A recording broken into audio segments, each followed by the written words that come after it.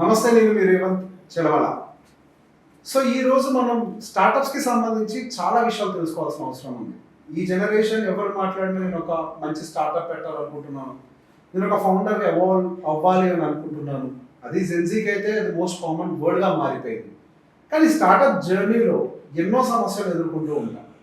అది ఎగ్జిక్యూషన్లో అయి ఉండొచ్చు, మైండ్ సెట్లో అయి ఉండొచ్చు, ఫండింగ్లో అయి ఉండొచ్చు, ఒక మంచి మెంటర్తో అయి ఉండొచ్చు, రకరకాల ఫేజెస్ త్రూ మనం పాస్ అవుతూ ఉంటాం.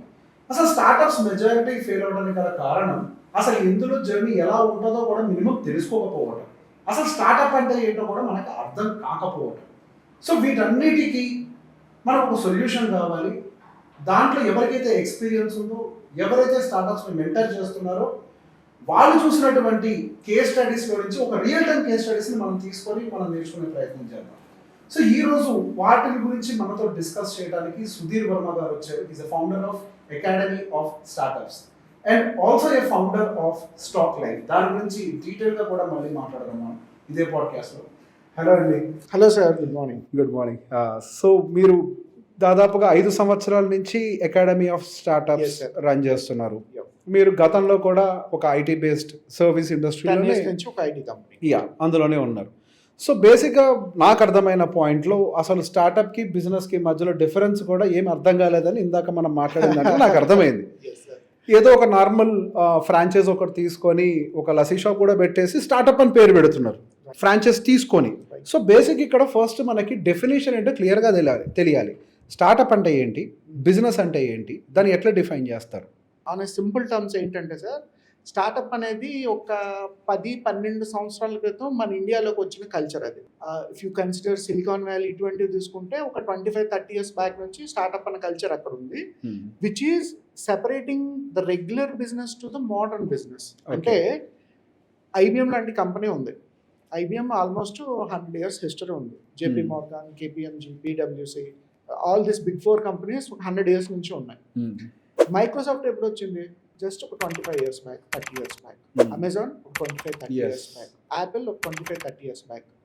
బట్ మీకు 100-150 ఇయర్స్ ముందు నుంచి ఉన్న కంపెనీల టర్న్ ఓవర్తో పోలిస్తే ఈరోజు గూగుల్ కానీ, అమెజాన్ కానీ, మైక్రోసాఫ్ట్ కానీ, యాపిల్ కానీ జస్ట్ 25-30 ఇయర్స్లో ఇంతకన్నా మల్టిపుల్ టైమ్స్ ఆఫ్ రెవెన్యూని, నెట్వర్క్ని బిల్డప్ చేశారు. That is a simple impact of a startup. అంటే ఐబిఎం అనేది ఒక రెగ్యులర్ సర్వీస్ లేదా ప్రొడక్ట్ డెవలప్ చేసే ఐటీ కంపెనీ.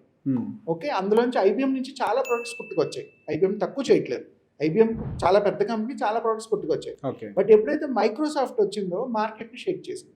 బికాస్ వాళ్ళ గ్రాఫికల్ యూజర్ ఇంటర్ఫేస్ కానీ, సిస్టమ్ని డిజైన్ చేసే విధానం కానీ, మైక్రోసాఫ్ట్ వచ్చిన తర్వాత మైక్రోసాఫ్ట్ని బేస్ చేసుకొని అన్ని కంపెనీలు సాఫ్ట్వేర్ డెవలప్ చేయడం మొదలుపెట్టాయి. Because they are the major penetrator for the market and computer industry.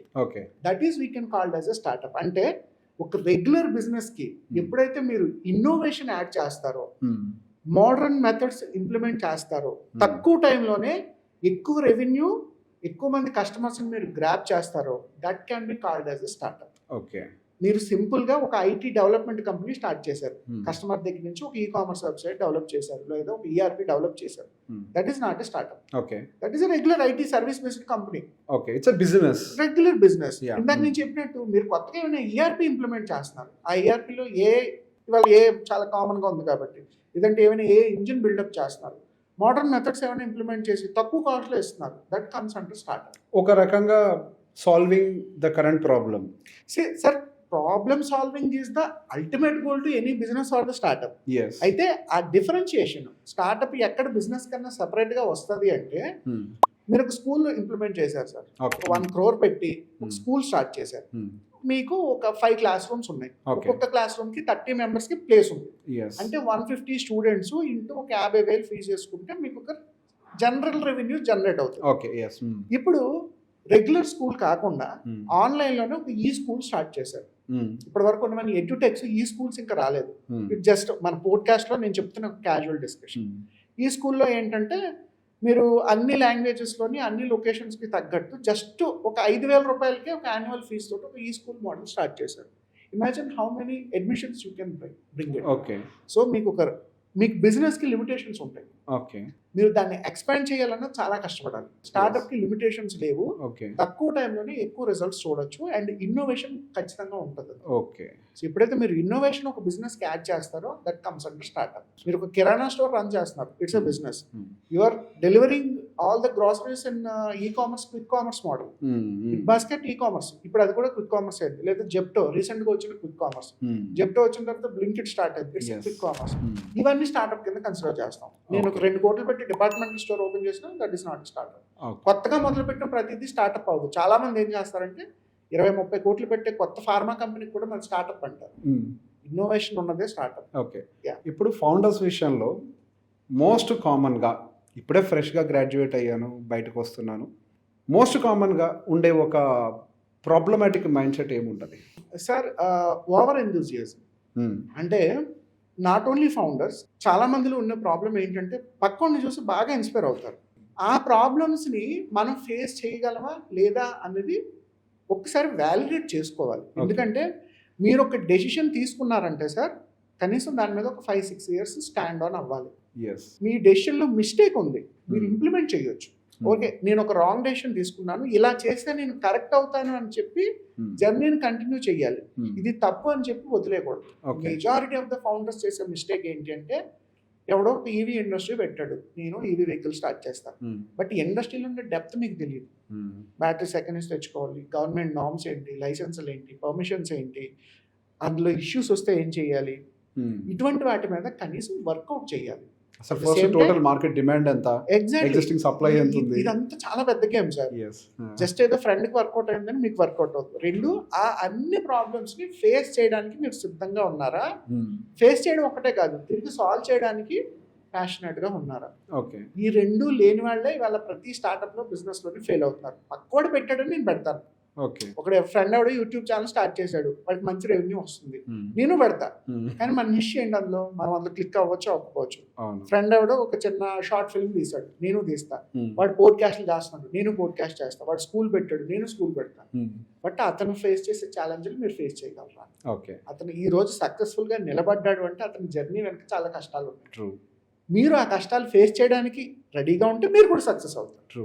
ఒక సింపుల్ లాజిక్ ఏంటంటే, for any business or the life, if you are failing that doesn't mean actually you are failing. If you are quitting from the industry that is the actual failing. That's true 100%. So ఇప్పుడు దాకా మీరు చూసిన ఫౌండర్స్లో the most failure story అంటూ ఏదైనా అంటే, జనరల్గా sir ప్రతి 100లో 90 ఫెయిల్యూర్స్ ఉంటాయి. యాక్చువల్గా చాలా దొరుకుతాయి. సక్సెస్ కష్టం. 10 మంది నిలబడితే అందులో సక్సెస్ అయ్యేవాళ్ళు ఇంకో 5 అనుకుందాం. మీ దగ్గరికి 100 స్టార్ట్అప్స్ వచ్చాయంటే 90 ఫెయిల్ అవుతాయి. స్టార్ట్అప్స్ అనే కదా, మీరు ఏ సెక్టర్ అయినా తీసుకోండి. అది 100 మంది హీరోలు వచ్చారంటే 10 మంది క్లిక్ అవుతారు. 100 సినిమాలు వస్తే 10 సినిమాలు హిట్ అవుతాయి. అది జనరల్ రేషియో. అది దాన్ని మనం తప్పట్టాల్సింది ఏం లేదు. అయితే మీరు అన్నట్టు మోస్ట్ ఫెయిల్యూర్ కేస్ స్టడీ పర్టికులర్గా పర్సన్ని కానీ కంపెనీని కానీ మనం మెన్షన్ చేయాల్సిన అవసరం లేదు. I know couple of people. వాళ్ళు ఏం చేశారంటే ప్రతి కొత్త విషయానికి అట్రాక్ట్ అయ్యారు చాలా తొందరగా. అంటే ఈరోజు మీరు ఒక ఈవెంట్స్ ఇండస్ట్రీ మొదలు పెట్టారు, అరే ఈవెంట్స్ చాలా బాగుంది, చాలా రెగ్యులర్గా మ్యారేజెస్ అవుతాయి, మనం కూడా ఒక ఈవెంట్ బిజినెస్ స్టార్ట్ చేద్దాం. లేదు, మీరు ప్రింటింగ్ బిజినెస్ స్టార్ట్ చేశారు, అరే ప్రింటింగ్ అందరికీ డిమాండ్ ఉంటుంది, గోల్డెన్ బుక్స్, బిజినెస్ కార్డ్స్ అవసరం ఉంటుంది, మనం కూడా ప్రింటింగ్ బిజినెస్ స్టార్ట్ చేద్దాం. మీరు ఒక రెస్టారెంట్ ఓపెన్ చేశారు, లేదా కాఫీ షాప్ ఓపెన్ చేశారు, అరే కాఫీ షాప్ మంచి డిమాండింగ్గా ఉంది, మనం కూడా మొదలు పెడదాం. యూజువల్గా సార్ ఒక బిజినెస్లో మీకు మొదలు చివరో తెలుసుకోవడానికి 1.5 years నుంచి 2 years పడుతుంది ఈజీగా. మీరు ఎవ్రీడే ఒక మోడల్ లాంచ్ చేసుకుంటూ వెళ్తే మీరు న్యాయం చేయలేరు దానికి. ఆ ఇండస్ట్రీకి మీరు న్యాయం చేయలేరు. న్యాయం చేయనప్పుడు ఆ బిజినెస్ మోడల్ క్లిక్ అవ్వదు. మీరు కాఫీ షాప్ పెట్టారు, ప్రతి బిజినెస్కి ఒక వాల్యూ చైన్ ఉంటుంది, సప్లై చైన్ మోడల్ ఉంటుంది, ఎక్కడ స్టార్ట్ అయ్యి ఎక్కడ ఎగ్జిట్ అవుతుంది తెలుసుకోవడానికి 6 నెలల టైం పడుతుంది. మీరు రోజుకు ఒక బిజినెస్ స్టార్ట్ చేసుకుంటే ఎలా వెళ్తారు? అలా చేసిన వాళ్ళు 3-4 తెలుసు. లిటరల్ ఫెయిల్యూర్, ఇంకేం కాదు. టూ మెనీ అక్కర్లే. మీరు టూ మెనీ స్టార్ట్ చేస్తారంటే మీరు ఒక దాంట్లో సీరియస్గా లేరు, ఆ ఒక దాని మీద మీకు నమ్మకం లేదు. తప్పో ఒప్పో ఒక దాని మీద ముందు నిలబడాలి. తప్పులు జరిగాయంటే రెక్టిఫై చేసుకోవాలి. ఒక రెస్టారెంట్ పెట్టారు అనుకోండి, దాని ఇన్ అండ్ అవుట్ మీకు తెలియాలి. బ్రైబ్ చేసేవాళ్ళు, డైలీ వచ్చి హెరాస్ చేసేవాళ్ళు ఉంటారు, ఫుడ్ క్యాన్సిల్ చేసేవాళ్ళు ఉంటారు, ఎంప్లాయీస్ ఫుడ్ మిస్టేక్ చేసేవాళ్ళు ఉంటారు, తీసుకొచ్చేటప్పుడు ఆర్డర్స్ కింద పడిపోవడం వల్ల, లేదా కస్టమరే ఫుడ్ క్వాలిటీ బాగాలేదు లేదా హైజీన్ బాగాలేదు, చేముంది, దోమ ఉంది, ఫుడ్ నాకు బాగాలేదు అని చెప్పి గొడవ చేసే వాళ్ళు కూడా చాలామంది ఉంటారు. ఒక చిన్న ఎగ్జాంపుల్ అనమాట. అంటే కనీసం ఒక ఆ ఇండస్ట్రీలో మీరు ఒక 6 నెలల నుంచి 1 year నిలబడకపోతే అందులో ఛాలెంజ్లు తెలియవు. తెలియపోతే అందులో సక్సెస్ అవ్వలేరు. మీరు రోజుకు ఒకటి ఓపెన్ చేసుకుంటూ వెళ్తే ఎక్కడ క్లిక్ అవుతారు? So always if you are serious about only one model, then you have more chances to get success. And ఇప్పుడు 90% ఫెయిల్యూర్స్ ఉంటాయి. That was most common. Okay, movie అని అంటే వన్స్ తీసారు అవుట్ అని అంటే failure decided. But business is not like that. Implement చేసుకోవడానికి options ఉంటాయి, time ఉంటుంది, ఆప్షన్ ఉంటుంది. సో 90% ఫెయిల్ అవడానికి కారణం అసలు వాళ్ళ ఐడియా బ్యాడా, ఎగ్జిక్యూషన్లో సమస్య, లేదా వాళ్ళకి పేషెన్స్ లేదా దాన్ని రెక్టిఫై చేయడానికి? Very good sir. Actually there are no great ideas in the world. Okay, there are actually no great ideas and every great idea cannot be successful. ఎందుకంటే మనం ఫ్రెండ్స్తో మాట్లాడుకున్నప్పుడు, కార్ డ్రైవ్ చేస్తున్నప్పుడు ప్రాబ్లమ్ బేస్ చేసుకుని number of ఐడియాలు చాలామందికి పుట్టుకొస్తూ ఉంటాయి. మనం ఎగ్జిక్యూట్ చేయగలిగామా లేదా, ఎగ్జిక్యూషన్ గొప్పగా ఉందా లేదా అనేది చాలా ఇంపార్టెంట్. 2, మీరు మంచి మాట మెన్షన్ చేశారు, పేషెన్స్. 2.5-3 గంటల సినిమా 1.5 minute to 1 minute షార్ట్కి వచ్చేసింది. ఇంతకుముందు వంటల వీడియోలు ఎంతసేపు ఉండేవి? 20-30 minutes ఉండేవి. వాళ్ళు 1 minute కూడా రీల్ చేసి చూపిస్తున్నారు కదా ఒక బిర్యానీ ఎలా ఉండాలని. సేమ్ రిజల్ట్ బిజినెస్లో, స్టార్టప్లో కూడా ఎక్స్పెక్ట్ చేస్తారు. ఎర్లీగా సక్సెస్ కావాలి, అస్సలు ఇంపాసిబుల్ సార్. ఓకే, ఎక్కడైనా ఫ్లూక్లో జరిగితే జరగచ్చు, కానీ అది క్యారీ ఫార్వర్డ్ అవ్వదు. మీకు వరల్డ్లో చూసుకున్న గ్రేట్ బిగ్ వెంచర్స్ అన్నీ కూడా సక్సెస్ అయినవన్నీ కూడా చాలా చాలా కాలం టైం తీసుకున్నాయి. అసలు మనకు బిజినెస్ పనిచేస్తుందా లేదా తెలియడానికి 3 సంవత్సరాలు టైం పడుతుంది. దానికి బెస్ట్ ఎగ్జాంపుల్ ఏంటంటే, నాకు బాగా నచ్చేది బుక్ మై షో వాళ్ళు ఈరోజు ఈ సిటీలో ఏ ఈవెంట్ జరిగినా మూవీ టికెట్స్ కావాలన్నా మనం బుక్ మై షో యూస్ చేస్తున్నాం. వాళ్ళు ఫస్ట్ 1,000 crores రెవెన్యూ జనరేట్ చేయడానికి 12 సంవత్సరాలు పట్టింది వాళ్ళ కంపెనీ స్టార్ట్ చేసిన దగ్గర నుంచి. వాళ్ళు ముందు మాన్యువల్గా సినిమా హాల్కి వెళ్ళి టికెట్లు కొని వాళ్ళ ఆఫీస్లో పెట్టుకొని ఎవరైనా ఫోన్ చేస్తే ఇగోండి మీ 3 టికెట్లు మేము థియేటర్కి తీసుకొచ్చిస్తామని చెప్పి రన్ చేసేవారు. అలా వాళ్ళు ఎంటైర్ మార్కెట్ని క్యాప్చర్ చేయడానికి 10-12 ఏళ్ళు పట్టింది. వాళ్ళ క్విక్గా రిజల్ట్ ఎక్కడొస్తుంది? నేను అదే చెప్తున్నా, కొన్ని మోడల్స్ ఆ డిమాండ్ని బట్టి 1-2 yearsలో మంచి టర్న్ ఓవర్లు చేసేవి ఉంటాయి. అది అందరికీ సూట్ అవ్వదు. వాడికి అయింది కాబట్టి మీకు అవ్వదు. మీ సెక్టార్ వేరు, అందులో అతనికి ఉన్న డొమైన్ ఎక్స్పీరియన్స్ కానీ, కనెక్షన్స్ కానీ, లేదా కొందరు అగ్రెసివ్గా ఉంటారు, they born for the sales. అలాంటి వాళ్ళు కొంతమంది ఉంటారు, వాళ్ళకి అది వర్కౌట్ అవుతుంది. మనకు సేల్స్ తెలియనప్పుడు మనకు కొంచెం టైం పడుతుంది. సమ్ టైమ్స్ అక్కడ సేల్స్ అని ఒకటే కాదు కదా, అక్కడ మార్కెట్లో ఎంత హంగ్రీ ఉందో ఆ ప్రోడక్ట్ మీద కూడా డిపెండ్ అయ్యి ఉంటుంది. ప్రొడక్ట్ మార్కెట్కి ఫిట్ అవ్వాలి. ఆ వాలిడేషన్ లేదనుకోండి, అప్పుడు కూడా మోడల్ క్లిక్ అవ్వదు. So there are so many parameters. ఇక్కడ ఏదో జస్ట్ ఒక ఐడియా ఒకటనే లేదు. ఈ ప్యాటర్న్ చాలా గమనించా. ఏంటి, ఒక ఐడియా క్లిక్ అయింది అని అంటే ఇమీడియట్గా ఇంకొకరు అదే ఐడియాని ఇంప్లిమెంట్ చేయడానికి, కాపీ చేయడానికి ట్రై చేస్తారు. Right, majority. కానీ అలా సూట్ అవుతుంది. అంటే సార్ మీకు ఒక లాజిక్ ఏంటంటే, సైన్స్ మీకు గ్లోబల్లో ఏ కంట్రీలోకి వెళ్ళినా సైన్స్ ఒకలాగే పనిచేస్తుంది. కానీ బిజినెస్ అనేది ఏంటంటే, it involves with number of emotions, demographics, regions, ఇవన్నీ కన్సిడర్ చేయాలి. 2, మీరు కన్సిడర్ చేసే ఏ బిజినెస్ బుక్లో, ఒక MBAలో మీరు ర్యాండమ్గా ఏ బుక్ పిక్ చేసుకున్నా థీరీని బట్టి మోడల్ రన్ అవ్వదు. ఆల్రెడీ ఏదో సక్సెస్ఫుల్ అయిన మోడల్ని థీరీ కింద కన్వర్ట్ చేసి ఒక MBA బుక్లో పెడతారు. మీకు అందుకు కేస్ స్టడీస్ వస్తాయి. టయోటా వాడికి ఇంప్లిమెంట్ చేసిన మోడల్ ఈరోజు మనం ఒకటి కొత్తగా ఇంప్లిమెంట్ చేస్తే అవ్వకపోవచ్చు, కానీ ఒక కేస్ స్టడీ ఉంటుంది. టయోటా కంపెనీ ఎంత పర్ఫెక్ట్గా వర్క్ చేస్తుంది, లేదా యాపిల్ కంపెనీ ఇంత బాగా సేల్స్ ఎలా చేస్తుంది అనేది కేస్ స్టడీ. కానీ ఒక కేస్ స్టడీని పట్టుకొని మీరు ఇంప్లిమెంట్ చేస్తే అది క్లిక్ అవ్వదు. బేసిక్స్ తెలుసుకోవడానికి ఫండమెంటల్స్ అన్ని. That is exact point. ఇప్పుడు అంబానీ సక్సెస్ అయ్యాడు అని అంటే, ఇప్పుడు అంబానీ ఏ విధంగా ఇంప్లిమెంట్ చేశారని చెప్పేసి చాలా రకరకాలుగా మాట్లాడతారు. Right sir. ఆ రోజు అంబానీ పుట్టినప్పుడు అప్పుడున్న political situations, demographic situations, policy రాజా మనకు ఉండేది తెలుసు కదా.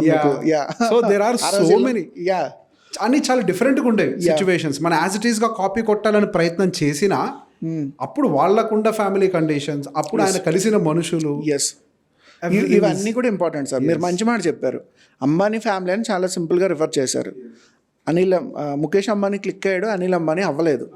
వాళ్ళు కంపెనీ విడిపోయినప్పుడు ఎక్కువ మంది అనిల్ అంబానీ ఏవైతే స్టాక్స్ ఉన్నాయో అవే ఇన్వెస్ట్ చేశారు. ఎందుకంటే హీజ్ ఎ యంగ్ పర్సన్, మంచి ఫిట్నెస్ ఉంది, డైలీ వర్కౌట్ చేస్తాడు, మంచి ఫ్యూచరిస్టిక్గా ఉంటాడని చెప్పి అనిల్ అంబానీ స్టాక్స్ని స్టాక్ మార్కెట్లో కొన్న వాళ్ళు కూడా చాలామంది ఉన్నారు. It is a prediction. But ఈరోజు ఏం జరిగింది? He is nowhere. But Mukesh Ambani status ఎక్కడ ఉంది? సో ఇద్దరు బ్రదర్స్కి అది అవ్వలేదు చూడండి. ఒకే ఫ్యామిలీ నుంచి, ఒకే బ్లడ్ నుంచి, ఒక పెద్ద బిజినెస్ ఫ్యామిలీ నుంచి వచ్చిన ఇద్దరు బ్రదర్స్ కూడా ఒకరు బాగా సక్సెస్ అయ్యారు, ఒకరు ఫెయిల్ అయ్యారు. ఇన్ఫాక్ట్ మోస్ట్ అడ్వాన్స్డ్ బిజినెస్ అన్ని కూడా అనిల్ అంబానీ గారి దగ్గర ఉండే రిలయన్స్ కమ్యూనికేషన్, ఎగ్జాక్ట్లీ. మూవీస్ కానీ సెల్యులార్ నెట్వర్క్స్ ఇలాంటి అడ్వాన్స్ ఇప్పుడు ఈ థియేటర్ ఇండస్ట్రీ ఇదంతా కూడా అనిల్ అంబానీ ఇన్వెస్ట్ చేశాడు, బట్ అవ్వలేదు. ఎస్ సో సేమ్ సిచ్యువేషన్స్ అంటే ఒకే దగ్గర నుంచి వచ్చిన person to person also it varies. Yes sir. వాళ్ళకి అయింది కాబట్టి మనకు అవుద్ది అని అంటే there is no evidence for that. లేదు, exactly. End of the day మనం ఇండివిజువల్గా ఎటువంటి స్ట్రాటజీని బిల్డ్ చేస్తున్నాము డెవలప్మెంట్ కోసం, this all make sense. Yes sir. So ఇప్పుడు ఈ స్టార్టప్స్ ఏమైనా మాట్లాడగానే ఎంతసేపటికి ఐటీ గురించే వస్తుంది. వై ఓన్లీ స్టార్టప్ అంటే ఐటీలో మాత్రమే ఎందుకు రావాలి? There are so many other elements that we need to cover. See, when కంపారిజన్లో చూస్తే China and India, we both have the population advantage. So ఇక్కడ మన దగ్గర జరిగేదేమో స్టార్టప్ అంతా ఐటీ సైడ్ జరుగుతుంది. So whatever the product we are developing అది అందరికీ ఉపయోగపడే ప్రోడక్ట్ కూడా కాదు. But we need so much development and innovation towards the product side also. Right sir. కానీ ఎందుకు జరగట్లేదు మరి ఇటువైపు? సార్ జరగట్లేదు అన్నది ఏమీ లేదు, కానీ థింగ్ ఏంటంటే ఐటీ ఈజీగా పబ్లిసిటీ అవుతుంది. అంటే లాస్ట్ 2-3 డికేడ్స్ మాట్లాడుకుంటే IT culture, MNC culture, Europe, US, Australia, ఈ కల్చర్ ఏంటంటే అందరికీ ఈజీగా అడాప్ట్ అయ్యింది. రెగ్యులర్ అగ్రికల్చర్, గవర్నమెంట్ జాబ్స్ నుంచి ఐటీ అనేది ఆ రోజుల్లో ఒక బూమ్. సో ఆ ఇండస్ట్రీలో వర్క్ చేసిన వాళ్ళందరికీ కూడా అటువంటి సెట్ ఆఫ్ స్టార్టప్స్ పెట్టడం చాలా ఈజీ. కానీ థింగ్ ఏంటంటే మనకి ఇండియాలో అన్ని సెక్టార్ నుంచి స్టార్టప్స్ ఉన్నాయి సార్. అండ్ స్టార్టప్కి కేవలం ఐటీ నుంచి రావాలి అని ఒక రూల్ అంటూ ఏమీ లేదు. You can start a sports startup, you can start an arts startup, you can start a finance startup, you can start a insurance startups, you can start deep tech startups. ప్రతి technology ప్రతి sector నుంచి startup వస్తుంది. రెండోది Tier 1, Tier 2 cities, ఐఐటీలు, ఐఐఎంలు, graduates, engineering, MBA, ఆ protocol rule కూడా ఇక్కడ లేదు. ఒక నార్మల్ విలేజ్ నుంచి పుట్టుకొచ్చిన స్టార్టప్స్ కూడా చాలా ఉన్నాయి ఇండియాలో. అయితే ఎక్స్పోజర్ వైజ్ మనం ఏ ఎన్విరాన్మెంట్లో ఉన్నో మనకి అవి ఎక్కువ కనిపిస్తాయి మన నీడ్ని బట్టి. బట్ విలేజ్ నుంచి, రూరల్ ఇండియా నుంచి ఉమెన్ స్టార్ట్ చేసిన స్టార్టప్స్, ఎడ్యుకేషన్ బ్యాక్గ్రౌండ్ నుంచి లేని వాళ్ళు మొదలుపెట్టి మంచి మంచి టర్న్ ఓవర్ చేసిన స్టార్టప్లు కూడా చాలా ఉన్నాయి మార్కెట్లో. It's all about the awareness and the publicity. IT product ఏంటంటే చాలా కామన్గా కనిపిస్తుంది, ఎక్కువ నీడ్ ఉంటుంది కాబట్టి కొంచెం అవి హైలైట్ అవుతాయి. బట్ సెక్టార్ వైజ్ చూస్తే అన్ని స్టార్టప్స్ గ్రోత్ ఒకేలా ఉంది. What is Zomato is doing for the country అని అంటే it is creating more and more unorganized employees.